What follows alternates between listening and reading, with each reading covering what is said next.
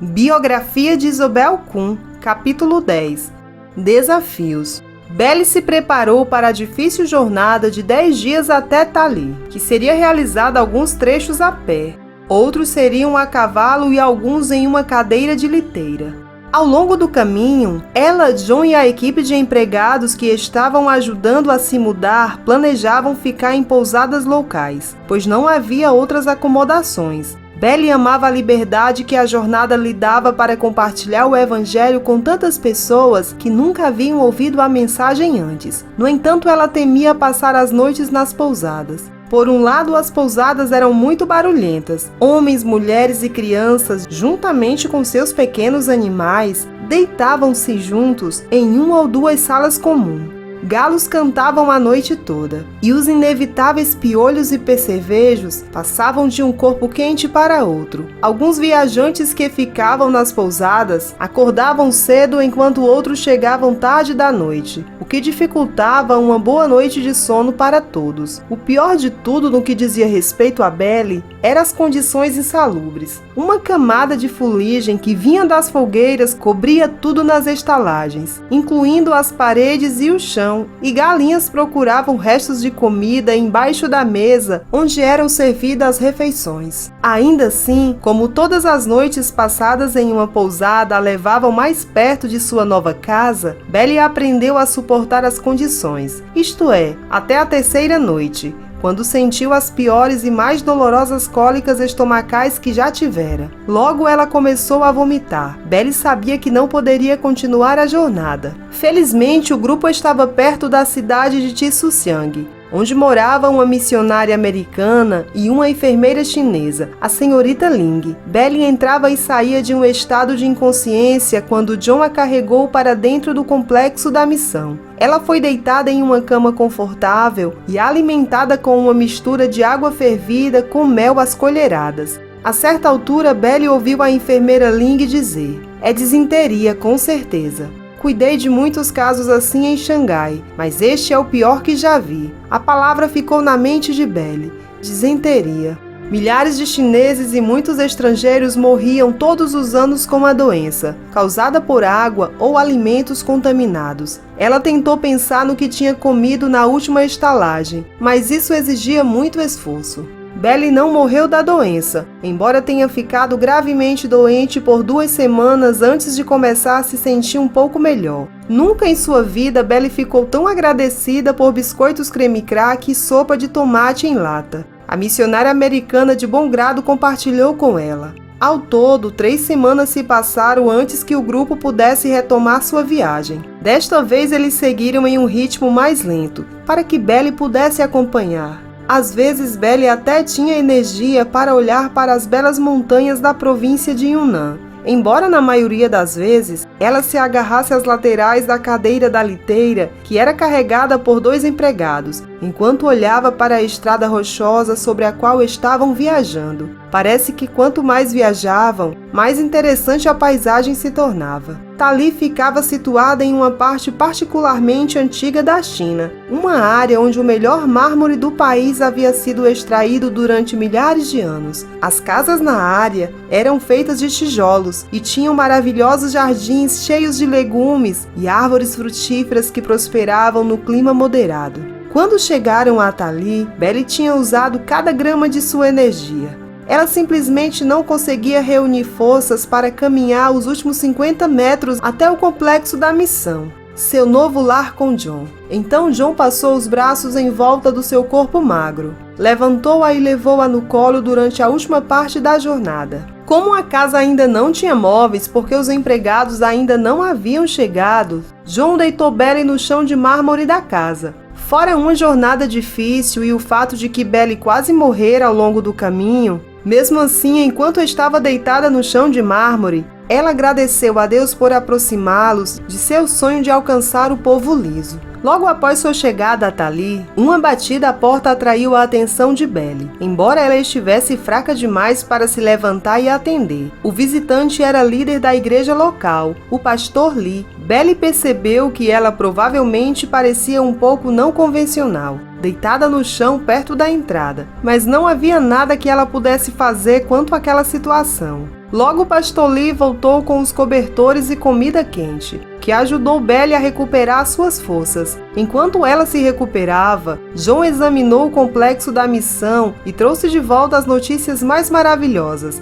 O complexo tinha quartos de sobra. O pastor Lee morava na parte da frente do complexo, e os Kuns dividiriam a parte de trás. 6 quartos circundando um gramado bem cuidado, e um enorme jardim, repletas de ameixeiras e pessegueiros. Depois de viver à vista do público em Chengxiang, Belly finalmente teria uma privacidade e vegetais frescos também. John e Belly tinham papéis missionários em Tali muito diferentes do que exerciam antes. A missão para o interior da China havia convocado 200 novos trabalhadores para serem voluntários nos próximos 2 anos, e James Freeze estava particularmente preocupado com o fato de que esses novos missionários recebessem uma primeira experiência positiva da China. Ele planejava mandar muitos deles para Tali para uma orientação cultural e de idiomas com John e Belly. Não apenas isso, mas Tali ficava em uma rota largamente percorrida, e Belly e John foram instruídos a esperar muitos visitantes extras em seu caminho, indo e vindo das áreas mais remotas da província. Agora que estava mais perto do território dos lisos, Belly esperava ansiosamente receber visitantes que pudessem trazer notícias do trabalho da missão com os lisos. Como James não havia retornado ao trabalho entre os lisos, um casal, Alan e Leila Cook, foi enviado para viver e trabalhar entre eles. Os Cooks trabalharam arduamente cuidando das igrejas lisos, ao longo do vale do rio Salween.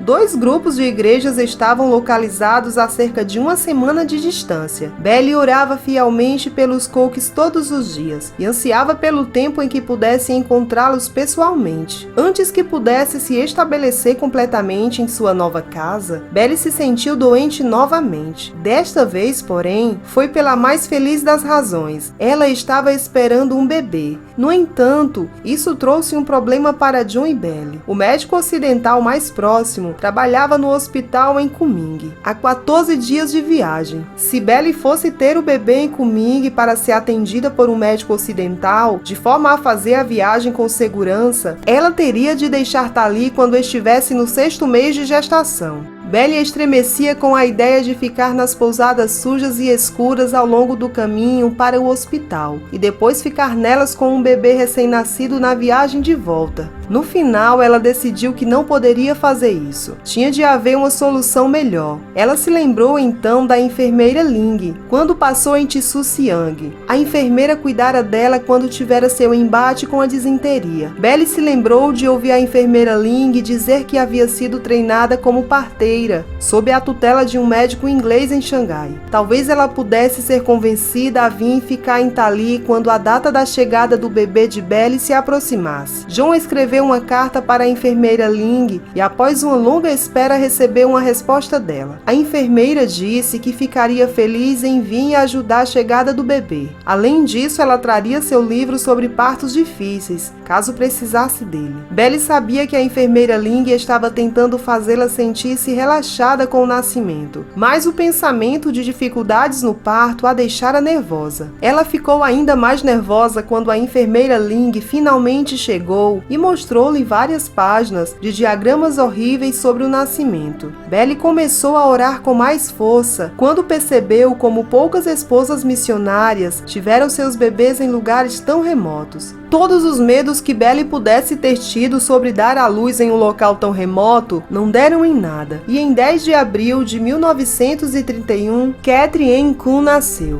A criança também recebeu o nome chinês Hongyan, que significa grande graça. Ela era uma bebê saudável e feliz, com os cabelos pretos e olhos castanhos de Belly. A maioria dos moradores locais de Tali nunca tinham visto um bebê branco antes, e logo um fluxo constante de visitantes veio à casa para olhar o bebê. Durante o 1 ano e meio seguinte, John e Belly trabalharam duro em suas tarefas missionárias. Muitos novos missionários se estabeleceram na área, e John era responsável por encontrar e negociar suas moradas e ajudá-los a estabelecer uma comunidade cristã. O trabalho foi difícil, mas serviu bem a John. Ele era um dos mais fluentes falantes de chinês da missão para o interior da China e adorava fazer longas caminhadas pelas montanhas para escoltar os novos missionários até seus postos. No final de 1932, John e Belly receberam uma carta de James Fraser pedindo-lhes que se mudassem para o oeste para abrir um trabalho no Vale de Yunping. O coração de Belly pulou de alegria quando ouviu a notícia. Este era um passo para os lisos, mas John ficou desanimado. Ele visitou Yunping e descreveu o lugar como um pequeno vale cheio principalmente de muçulmanos. De todos os grupos culturais da China, os muçulmanos eram frequentemente considerados os mais difíceis de alcançar com a mensagem do Evangelho. Ainda assim, John e Belly confiaram no julgamento de James e concordaram em trocar seu lindo lar e seu próspero ministério em Tali por uma casa suja e em ruínas na pequena vila chinesa de Old Market, que ficava no extremo norte do vale de Yunping. John alugou uma casa ao lado do rio para a família morar. A casa consistia em 3 alas dispostas em torno de um pátio, com uma parte de tijolos desmoronadas em frente ao rio. Um carpinteiro foi contratado para colocar novos pisos de madeira na casa, reparar o telhado e fortalecer as paredes. Então Belly e um ajudante chinês local começaram a trabalhar na limpeza do lugar, raspando anos de sujeira acumulada. Finalmente estava tudo pronto para a família de Belly se mudar para sua nova casa. Pouco depois de John e Belly e a bebê terem se mudado para casa, uma delegação de budistas da aldeia veio visitá-los. John os convidou a entrar e se sentar. Percebemos que você não bebe álcool nem fuma tabaco, explicou o líder do grupo. Por conta disso, decidimos que uma igreja cristã seria uma boa influência em nossa cidade. Então queremos ajudá-los da maneira que pudermos. Belly olhou para John. Ela sabia que ele estava tão surpreso quanto ela com esse resultado. Não era o que eles estavam esperando. Obrigado por sua oferta gentil. John começou. Então ele contou a ele sobre Jesus Cristo e o Evangelho. Os membros da delegação sorriam e concordaram enquanto ele falava. Sim, o cristianismo é uma boa religião moral, interveio o líder do grupo. O budismo e seus ídolos são antiquados. As coisas estavam indo bem até John dizer: como cristãos, vocês não podem adorar outro Deus senão o Deus da Bíblia, nem mesmo os seus antepassados. Com isso, os sorrisos deixaram o rosto dos membros da delegação. Certamente você não pode esperar que façamos isso. Sempre adoramos nossos antepassados, respondeu outro membro da delegação. Então vocês não podem tornar-se cristão até que estejam dispostos a fazê-lo, respondeu John com firmeza, mas de forma educada.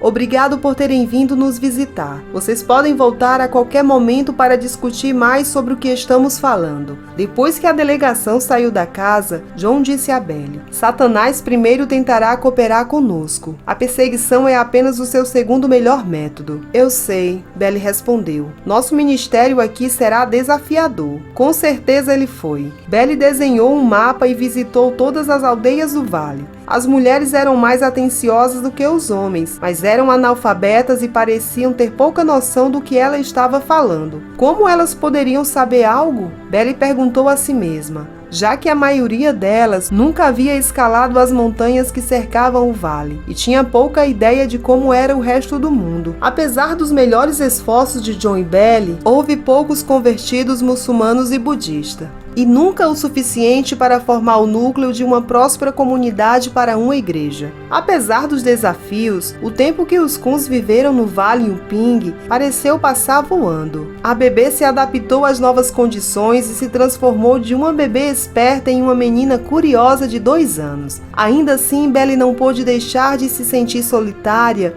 vivendo isolada no vale. Ela se sentia agradecida quando outros missionários da missão vinham visitá-los e ficou encantada em agosto de 1933, quando 2 missionárias chegaram para morar com eles. Belly deu-lhes calorosas boas-vindas por outro motivo. Já havia algum tempo que John queria explorar a área ao norte, em busca de possíveis locais missionários, e Belly descobrira que estava esperando outro bebê. Com a chegada das 2 novas missionárias, John poderia partir em sua aventura, sabendo que Belly e o bebê teriam ajuda em casa. O plano teria funcionado bem, exceto pelas chuvas extraordinariamente fortes que caíram naquele verão. Quase sem aviso, o rio Yuping transbordou, inundando o piso inferior da casa dos Kuns, que ficava ao lado do rio. As 3 mulheres levaram o máximo de móveis e objetos pessoais que puderam para o andar de cima. Era uma corrida contra as águas da enchente que se elevavam na casa e na pressa do momento. Belle pensou pouco em sua gravidez. Naquela noite, quando sua bebê estava aconchegada no seu lado, Belle sentiu as cólicas começarem. Ela chorou. Ela sabia que estava perdendo o bebê que ainda não havia nascido. Foi um momento difícil para Belle. John estava longe e muito dos seus pertences da família foram arruinados pelas enchentes. Mas acima de tudo, Belle lamentava que a esperança de uma nova vida tivesse acabado. Ela lutou para permanecer alegre pelo bem daqueles que a cercavam, mas a verdade era que ela ficara desanimada.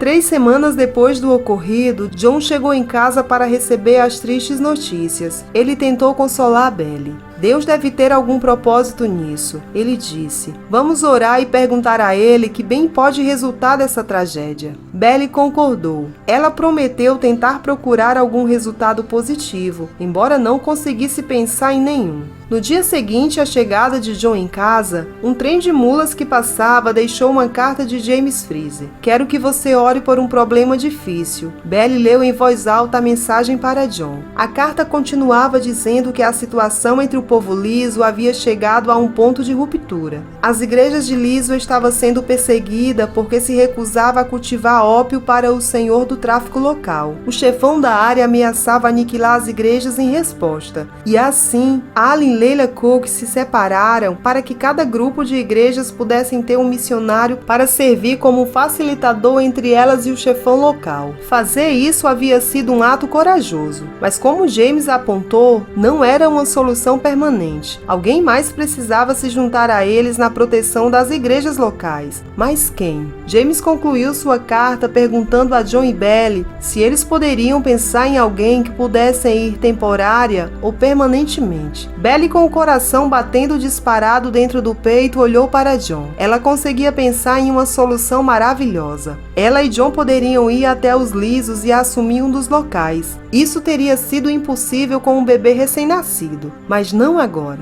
John também ficou empolgado e escreveu para James perguntando se ele e Belle poderiam ser designados para o vale do rio Salween onde moravam os Lisos. Os dias se arrastaram enquanto Belle esperava por uma resposta, mas quando ela finalmente chegou, não foram exatamente as boas notícias que ela esperava. Contudo, pelo menos era como se estivessem com o pé na terra dos Lisos. James sugeriu que John e Belle visitassem Leila Cook. John poderia então avaliar os últimos desenvolvimentos na situação do ópio, além de conversar com algumas das autoridades locais, enquanto Belle poderia passar um tempo com Leila e decidir se ela própria poderia suportar viver uma existência tão dura. Quando Belle terminou de ler a carta, soltou um grito de alegria. Até aquele presente momento havia se passado 10 anos desde que ela ouvira o chamado para servir ao povo liso, e agora estava finalmente a caminho do seu território.